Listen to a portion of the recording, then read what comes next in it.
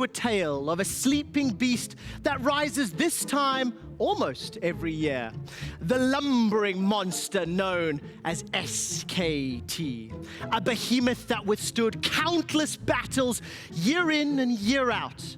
Champions told tale of the Korean Colossus terror over Summoner's Rift, where each passing minute rung the proverb, SKT has a lead. I guess my world's is done. But 1 year when the night was darkest, a hero brought down the beast. The monster was dead and the people were merry. Alas, in 2019, the SKT monster has risen again. Hey, Dash. And this terror does not wait for your cries. It pounces at any given moment. This is no slow-moving malformation, but a cunning predator where no lane, no jungle, and no tower is safe. So, my friends, splice fear, for the new SKT monster has arisen.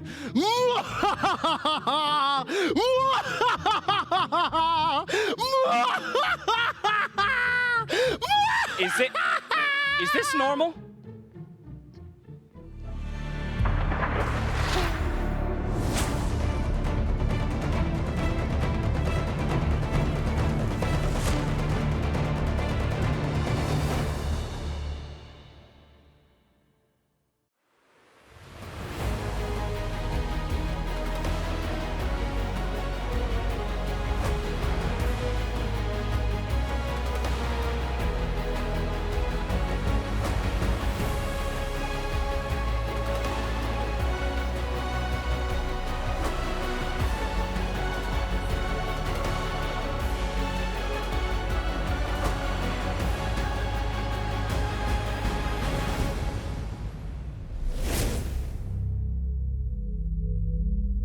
Welcome to Worlds 2019. You're getting a look at the sights and sounds from Palazzo Vistalegre, Madrid, host of the Worlds quarterfinals. We're gearing up for day 2 of knockouts, which boasts 2 best-of-5s worth of action. It's all LEC versus LCK today as Splice goes up against the Titans SKT, followed by G2 versus Damwon Gaming.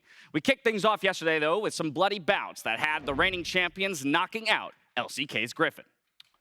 And this was a series, honestly, that would only make sense in hindsight. Griffin coming up against IG. It's the world champions who had struggled a bit in summer. It was Griffin who, honestly, those best-of-5s have been such a struggle for them. So we kind of had to see it to believe it. But the end result, in the end, makes sense in hindsight. And it's not about like choking or anything. I actually feel like Griffin just came in not very well prepared in terms of drafting. They couldn't snowball early game as we kind of expected, and yet they kept getting a weaker late game draft, at least in 3 out of 4 games, and funny enough, they lost all 3 games when they actually got too late, and someone like Jackie Love eventually could carry. Eventually. That's the thing. I'm getting excited about Invictus Gaming because they're also outplaying Griffin in this series. And yes, Jackie Love's got a couple of very deep Kog'Maw flanks, yet they still have people like the Shy that can carry them. And I think that this Invictus Gaming can get back to finals. Credit where credit is due. Kobe was one of the only who called the IG victory over Griffin just yesterday. We have a whole bunch of series that are hard to call, though, I think, in this quarterfinal, in particular the second one that we have today. But in reference to yesterday's series, we're looking at FunPlus versus Fnatic. Deficio, there were 3 LEC teams that made it into the quarterfinals. By all accounts, that's got to make you feel good. But with 1 knocked out and only 2 remaining, how are you feeling now? It's kind of weird because I'm sad, like super sad that Fnatic lost, but I'm also really happy that FPX actually played very smart. They played very well. I think we saw multiple different styles from them. It wasn't just the same, you know, roaming mid laner into diving bot lane all over again. This is actually Fnatic diving onto FPX, who were playing a more defensive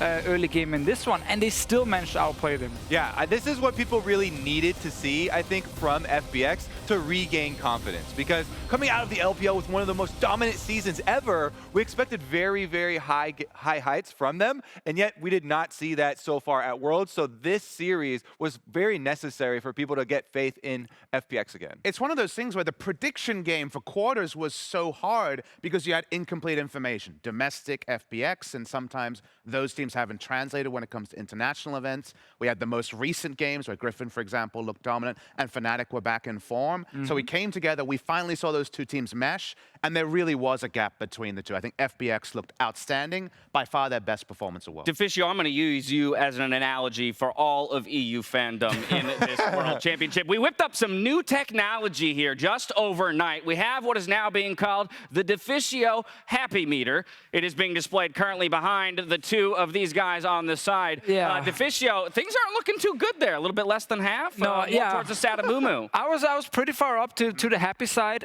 when I saw 3 teams make it into quarters. Obviously, we lost some first seeds, but second seeds, fine. After yesterday, I've now moved down further towards like a 4 out of 10 probably, you know, Right. down towards the Crying and Mumu. However, there's still Splice and G2. So it can still be saved. Right, we we're have not room to down. grow. We're I not feel down like there we're yet. on the scale as well. I'm not gonna cry yet. I actually don't like my spot. Why'd they put me by Amumu? I mean, Because you're sad. North America is out, but you know, Yeah. I've been practicing some mindfulness. Wait, Wait, let me Ron's go. back. Go over there. There it is. Yeah. All right. We had some good can games control yesterday. this, Papa. Why are you happy? Griffin lost. Why are you happy? Happiness is We got 2 more, manufactured. baby. We're fine. They're happy because the games have turned up so far, and we're Yeah. waiting for another We're couple unbiased good ones analysts. today. Right, unbiased. Yes, Exactly definitely. right. Well, we Don't look at the saw pin. Don't some look at the different pin. champions shine yesterday, and specifically, I want to highlight the Shy's Kale. This was a needed game because I think Kale was a champion that a lot of people had been unknown on, and to see this flash in AoE damage on ult, Kale, this carry performance, it was a real nice counterpoint to some of the more utility and struggling Kale. And the meme of enemy Kale versus my Kale rings so Oh, true yeah. with the Oh, Shy. Because throughout Worlds, we have seen so many failures with this champion. People playing defensively, people not getting their ultimates off, dying over and over. And yet the Shy is flashing forward, playing it as a true carry, playing it offensively, and even with the big ultimate, trying to get more people in the damage radius. A couple of dominant performances out of him just yesterday. But if we jump to the other side of the map, where the tournament has been largely dominated, at least in the marksman category, by either Zaya or Kaisa, we got a new look yesterday. We did, because in the FX versus Fnatic series, we obviously had Zaya banned away in most of the games, and then Reckless would take the Kaisa, even though he hadn't played it so far in the tournament. And we needed an answer from FPX, and it wasn't a mage. It was actually Varus and Tahm Kench coming in. And I'm very happy to see this. It's a great bottom lane for them. It allows you to win lane against the Kaisa as well. And then later in the game, you can use Tahm Kench so effectively, both offensively and defensively. So I really like that we got to see a different marksman who could actually beat either Kaisa or Zaya. And this is what we keep our eyes on in these best of fives. As we're into these multi-game series, it's all about the extra cards that you bring to the pick and ban phase. If you're throwing out the Varus Tahm Kench and you're changing up the bottom lane meta like this, it gives you so much of an advantage. And I think it's really a duo pick because Tahm Kench nerfs, I think a lot of people thought done for Worlds. We saw it in the Sona Tahm, a little bit surprised. But it's another duo here where the Chinese teams have always used Varus Tahm and Tahm Kench in general, different to the Korean teams. Not a defensive pick purely about disengage from a skill shot, but about turret diving. And if you play through Varus Tahm, you'll find similar results to FBX. And it's an age-old conversation that we seem to have at these international competitions. When you jump from groups to the knockout stages, who will be those teams to bring out maybe those couple wild cards, and which are going to be the ones to stick to what they know, rely on consistency. Rengar top lane. Yes, like Rengar top lane. No, kill that one. First Kill that blood. one. Kill that one. Come on, there was definitely a Yeah, he path got to first victory blood. there. I'm with Dash here. Okay, well, to get more insight on the quarterfinals, Jat has prepared some brand new questions for Jat Stats. Oh, this this again. time with a special guest. Hey, thanks, Dash. We are here. This is the most people we've had right for a here. Jet Stats segment because we are in Europe. Quick stats is also a thing. It is, and It's your not a analysts thing. never get the answers. I'm here to help you, Deficio, because you and the rest of the Him analysts never specifically. answer thank you. Jet's question. Yeah. So the first question, you guys can discuss this, come up with a guess. Guess this team. The team has the highest team CSD at 15 at plus 37.9, but only the 5th best gold at 15. And you were wondering what this is. It's group stage onwards is the sample size. IG? On So really IG, good lane I feel like plays. IG because of the Shy. He yeah, averages like exactly. 25. Okay, so I can tell you you're wrong already, but I know how to narrow this down to 2 teams. Okay, so the Okay. Onsel in one of these 2 teams. These 2 teams both have the same first blood, first dragon, and first tower percentage. They share those things, so it's one of those 2 teams. Very Does helpful. anyone feel closer to the answer? I'm How confused. can you not? I thought you Is this guys studied SKT? stats. SKT have great CS stats. What at I least. love about this, by the way, he's got one give of him the time. two. Give him time. They have 20 seconds to come up with an One answer. of the two. So What I are we mean, feeling? 1 o'clock. You like SKT for sure We've is already told one. IG is not correct. Yes. I think that is a trick question because Jat stats are usually trick questions. I'm actually going to go with Splice. Interesting. Because Splice had very good CS, and yet All right, Kobe says Splice, Papa Smith, I'm going to go Dash, where are you SKT. going? I'm sticking with Deficio I here. said Griffin. I have SKT. It's G2. Come on. Deficio, where's your happiness but meter? against They have the against best team Griffin? CSD. it's not that deep of a trick Yeah, felt question. so far down. They have a good CSD, but something goes wrong, Yeah, like losing okay, to Griffin. okay. Okay, next Fair question. Well, you said one of the two. This top laner has the highest control wards a game at 11 purchased. For top, that's huge. Ah. I would say For top Visichachi. Who's a supportive top lane? Visichachi. Do you have a hint? Quick shot. Well, who I gets do have ganked a a lot? hint. Who Because dies you're- a lot and I was buys going to say, control who ward? dies a lot or Yes. gets ganked a lot because you're losing your control. it Well, Sword? actually, Have to Dash, replace Dash, them. you've hit Is on it there Sword? because this person also has a 75% win rate when conceding first blood. What? Nuggery! Okay, Nuggery? final hint. He was Final confident. hint. Final This hint? player is playing today, and he's playing against the player with the second most control. Nuggery. Are you sure it's not something else. Visichachi? I'm saying Visichachi. Visichachi here. Answer really Nuggery quick, Kobe here. and Papa. Well, we can't just hit all Khan, 4 whatever. teams. Khan, I'm going we'll with go Nuggery. I Khan. like that call. Can. We didn't even need to give hints. Deficio had it right away. It was Visichachi. There you go. At 11.2. There you go. Yeah. Wow. No Cis European Almost teams got the first have I was the told time. you were the worst at this game. Final Apparently not. question. To be fair, I have him helping me. Lowest kill participation of anyone still at Worlds, 44.1%. This player is still at Worlds. They will be playing today. Who's the player? And of course, this player plays on a team who's combined Ocean and Infernal Drakes as the cube root of the number of Cloud Drakes they have taken if you round up. The number of Cloud Drakes they've taken rounded up. Cube. I'm guessing You're the it's a- mathematician here, aren't you? You're an engineer. I'm guessing a top Kobe? laner. Hold on. Yeah. I'm saying it's a top laner. He said, yeah. Really low. Yep, math numbers. Really low capacity. Yeah, that's why I think it's a top laner. Less than half. It might be Khan as well. You guys have got to guess. Come on, find an answer. I'm just going to say Khan again. I am so lost. I'm saying Wonder. I'm still struggling with Quickshot's hint. That's the only thing I'm trying to figure out right now. Why is are the you hint listening itself. to Quickshot? I think that's your biggest problem. Yeah, that hint was a... That's not very Yeah. nice. Excuse me, my math checks out, right? Yeah, I so actually, you have I have Khan, Lolly Wonder. I Sports think it's stats Wonder also, verifying the though. numbers Get it? there. Wonder? Yeah. All right, Deficio's at a higher kill participation than Wonder in his prediction percentage for Jat Stats, so it is Wonder. And I said at the beginning of the Yeah, segment, there I've been we helping go. Deficio. Got two of My them. stats helped a European analyst. Good job, Deficio. All right, thanks for Thank playing you, your best Clearly, back Yeah, to you we, guys. we, Much love. would have been nowhere without you, Quickshot. Thank you very much. Don't leave me. Don't leave me. Don't leave me. Stay here. Stay here. See you later. Thank you very much. When it comes to those Worlds quarterfinal moments, though, sometimes you want to be the player that puts on the fancy feet or weaves in the perfect sequence of CC. But then there are the pros who face Tank and Elise Cocoon just to say, I'm helping. Presented by State Farm. In his game versus Griffin, Ning graciously takes one for the team after Jackie Love makes a narrow escape. And remember, Griffin can't kill objectives quickly, so it's still 4v5. Griffin is trying for some miracle. They're looking for a gank rush here. They know can they they can't get just rush Jackie? down Jackie Love. They might get Jackie.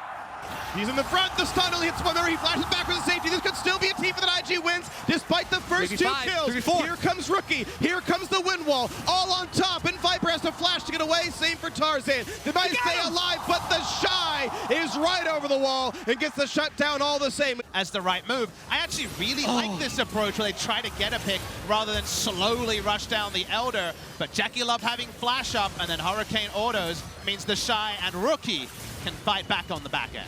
That backward sidestep by Jackie Love, so the Cocoon gets graciously tanked by his jungler Ning, is absolutely worth, because the fact that IG end up having their 3 carries up and there's no longer a Garen for the ideal Yuumi delivery system means IG can win in the ensuing chaos. That is exactly what I say when I get 100% it to 0 at the beginning of a team fight. I'm helping. I'm helping. Yeah, you're helping. Yeah. Baited, engaged. I engaged, and I started the team fight. Jackie Love, Ning, 2 of the players that we had questions about for IG coming in to the knockout stage with some inconsistencies in their performance, but they were able to step up to a degree yesterday and push themselves to the semifinals.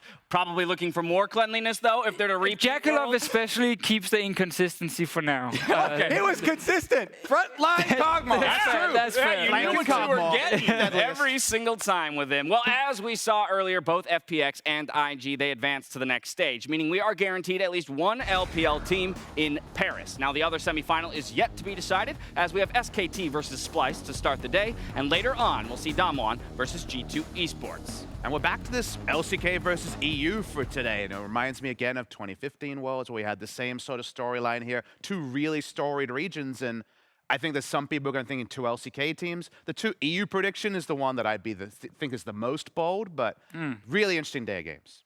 Well, I think you talk about the fact that we had 3 from each region in the knockout stage to begin with. I also want to talk historically about the LCK versus the LEC, or Europe in general. Remember, not so long ago, a behemoth like SKT being pushed to 5 games against a team like Misfits. Yeah, I mean, I feel like Europe always have been able to like offer something new and unique in these series that could surprise an LCK team. However, he mentioned 2015, you know, it was Origin, it was Fnatic, and it was basically 2-3-0s, and it was only game 1 that actually ended up being close. So I don't hope it's the same today. I don't think it is. I think the game has changed too much, and I think EU has gotten a lot stronger as well. That's what I like about the Misfits example, because it's changed the way some people think about these lopsided predictions going into it. Yes, it would be an SKT victory probably, but there's that excitement there. Can something be pulled out of a hat? That will be our first series of the day, Splice versus SKT, so we'll get into that in just a moment. First, I want to talk about our second one. The new wave from Korea came to Worlds in the form of Griffin and Damwon. Now, the second seed might have failed, but the young guns of Damwon can still rise as the next powerhouse from the LCK. And honestly, their last day of groups looked so impressive for Damwon. They cleaned it up in a way that I didn't predict. I thought this team would fall by the wayside of TL and the other teams in the group there, but instead, they held strong, they've continued to evolve, and the first play-ins team from Korea to ever exist is now making an impressive run and only growing stronger. Exactly. The growth of this team over the course of the tournament is one of the most heartening things, right? This is a challenger team that has made it all the way to quarterfinals now at Worlds and doesn't look like they're going to stop there. They've grown in confidence. Plus, there are a bunch of talented individuals, right? We specifically pointed out like Showmaker for climbing up not only solo queue, but also determining their spot here at Worlds. But also being one of the names where, if you are talking about best mid laner in Korea, also one of the best mid laners then in the world, you know, him, Faker, Chowi, there's some insane names, Chowi, sorry, that are actually fighting, wrong name right there, Chowi instead.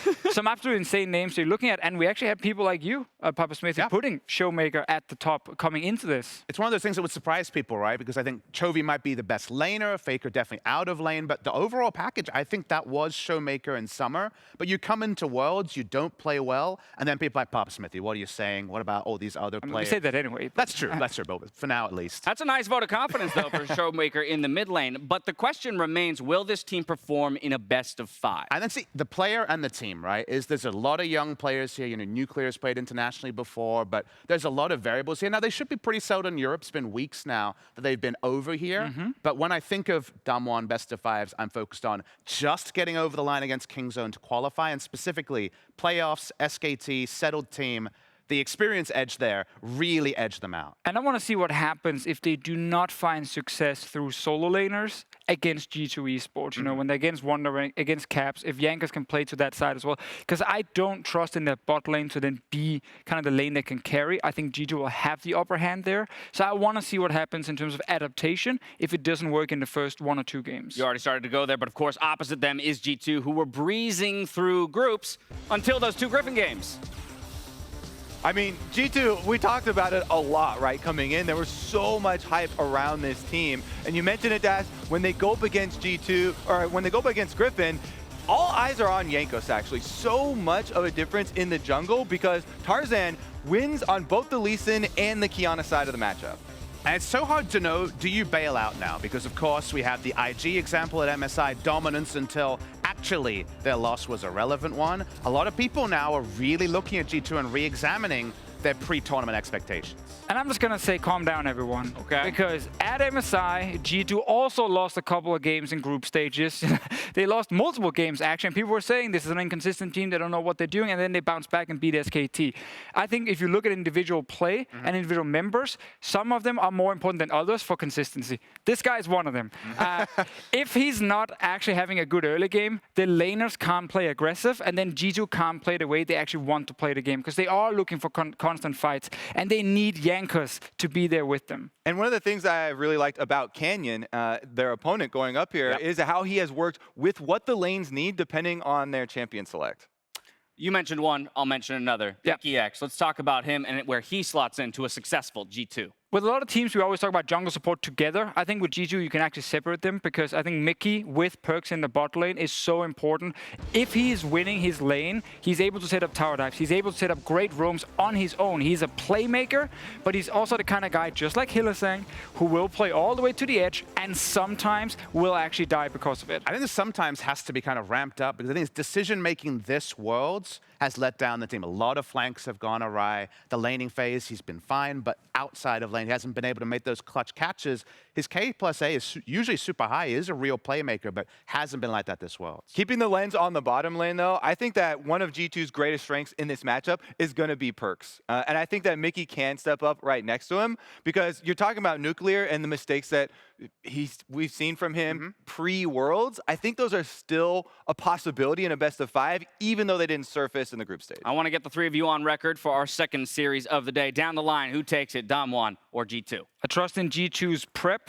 I also trust in their bot lane more than Damwon, so I'm going 3-2 G2. 3-2 here for G2. What about you, Kobe? Showmaker, Nuggery, and Canyon have all won me over. I am a bit worried about Nuclear, but I'm still going to go with Damwon. I think that they have grown so much at this tournament, and they deserve to move on. All right, there you have it in 3-1 fashion. Papa Smithy? I'm buying what you're selling about this top side of the map, but I yesterday gave Griffin the credit for their most recent performance. It didn't work out. I'm pivoting. I'm flip-flopping away. I'm going back to Europe. I think G2 is going to take it. Well, there you have it. Our first series is SKT versus Splyce, and earlier, Shox caught up with Splyce's jungler.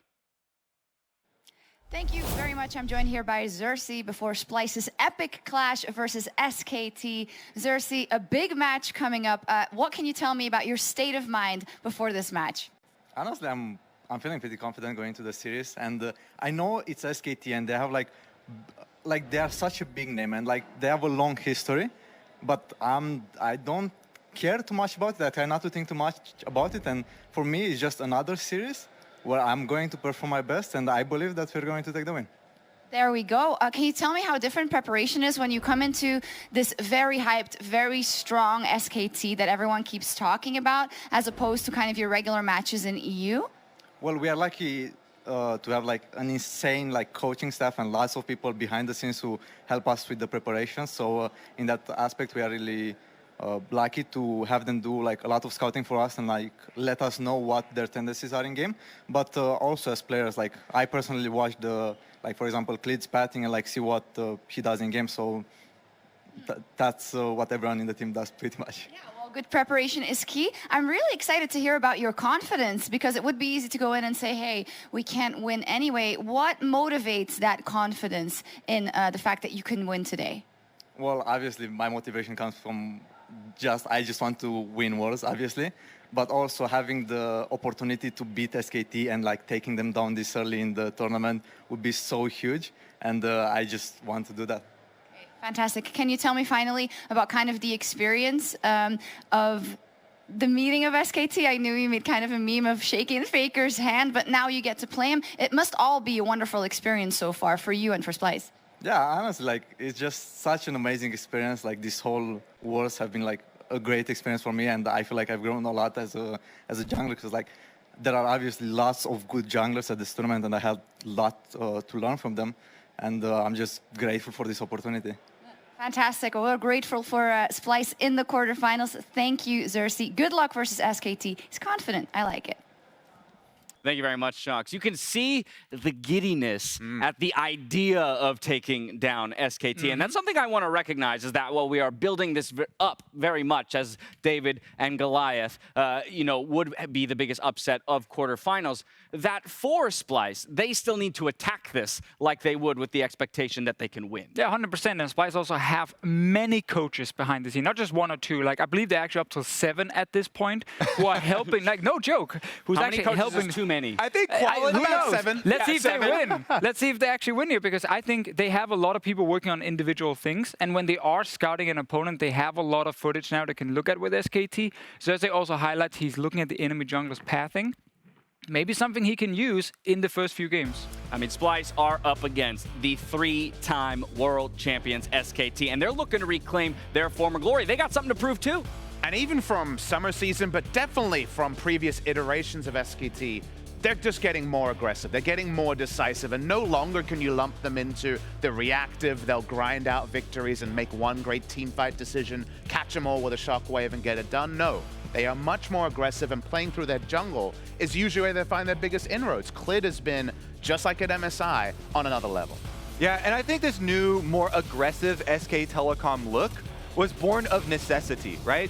People were already trying to chalk up last year's LCK downfall as a fluke or as a one-time thing, you know, that didn't mean anything. I think it was a very real failure of SKT, of the representatives that actually went to Worlds as well with that slower style, and it required a paradigm shift for the entire region, which is embodied by SKT. You know, with Clid, they're so much more aggressive, looking for these plays, looking for these dives, and we've seen it sometimes come at a cost. You know, they lost to Fnatic with the overdiving and getting punished, but that is necessary for the success that they have seen on the other side. And it also just feels wrong to not have SKT in these tournaments, you know, fighting for the title last year when we had KT failing and Afrika losing to C9. Don't remind me. It felt really wrong, you know, we need SKT here, we need SKT who can play this style, especially someone like Faker. You know, the mechanics are still there. He can go for the aggressive play, sometimes too aggressive when he dives into a Veigar, but stuff like this is important for a player who's now played as one of the best in the world, if not the best, since 2013. The story of SKT is so insane. They've still literally never lost a tournament to anyone other than the tournament winners or won it themselves in their history in 6 years. And that's why you look at the matchup today and David versus Goliath. This is the sort of myth we're talking about. It's not just some sort of overreaction. It's reality. And that's got to feel good. Faker's been there the whole time for it. Clid, one of the newer additions to the team. But when you see Clid and Faker playing the way they are currently, it makes it all that much more terrifying if you're Splice, because it feels like your entire game plan does hinge around your own mid and jungle. Which is not necessarily then a bad thing that you have more aggressive players on SKT, because you can punish that. I think Xerxes is one of the best early game junglers we have in Europe, and he's super, super smart when it comes to pathing for himself, but also tracking what the enemy jungler is doing. That's why he highlights it in his interview as well. So I can definitely see openings for him to try and catch SKT off guard early, because he's very important for this team. They do not kill anyone in the lane without him there. But I really hope their setup isn't all just to kind of amplify their get Kobe ahead, play through bot lane strategy that we often see. You know, they love the gangplank top lane. That's why you highlight Humanoid, man. And that's the thing to me, is that setting up Humanoid over setting up bot lane, which is where they usually go, I think is the way to go, even though Humanoid this tournament hasn't been popping off by any real metric. He's the kind of player where if you give him a lead, he can actually really run with it, and he can get really far ahead in the individual lane. Like, he's very mechanically skilled, but he also, like, he's inexperienced. It's his first year. He does struggle if he falls behind, because his way to get back in the game is not to play defensive, it's to fight his way back. And often you get punished then against world-class teams. So then, Kobe, I'm coming to you and I'm asking the big question. How does Splice actually do it? I love these questions because I love underdogs. And people are approaching this series with some excitement, you know, because of the history of SKT versus Misfits. To me, though, for this team, I don't want them to spread the map. I don't want them to try and do anything crazy. You don't want Humanoid isolated with Faker in a side lane, no matter what look you're seeing in this game. So I think they should be drafting 4 5-on-5, kind of take a note from how Fnatic beat SKT in the group stages. They defend early. They also have a front line for Vizicachi. The Cho'Gath was one of his best games of the entire tournament so far. And you pick some crowd control, some setup for Humanoid and Norscarin to then pick people off later when you group up. Yeah, I mean, I agree. I think actually people thinking about the Misfit series with surprise picks, it's the wrong way to think about this Splice team. They are very good with just pure comfort. They've won so many games by getting to late game and then playing around Copper specifically, because he's positioning in team fights, it's excellent. So I actually think if you end up running with, as Kobe's highlighting, you know, a strong front line, good 5-on-5, and let SKT do all the crazy things. Let them try all the squishy comps where you can just one-shot a guy if you catch him out, because then you can actually beat them. And this is a little bit more the Splice focus, but what about the SKT focus? I still want to answer the question, how does Splice do it? But as the LCK representative, what have you seen in SKT that might be exploited? I think they've shown so many different looks that it's so hard to pick just one. I think they shouldn't concern themselves on the Splice side, play their own super standard style, and if they can't ground out a victory in game number 1, I'd be surprised. Slightly less mistakes in the early game. Faker, wake up. Faker, get on the bus. Faker, show up at the stadium. That's a pretty good plan. All right, well, I'm pretty sure all of those boxes have already been checked. We haven't seen them yet. Kobe. We don't know. That's true. The cameras, you're getting a look inside the arena just now. Again, packed with EU fans, I'm sure, as they were behind the LEC just yesterday. 2 games today, 2 best-of-5s. There are a couple big ones. EU fell short yesterday, but Splice and G2 are looking to defend the region's glory on home soil. Let's see if they can take down the LCK.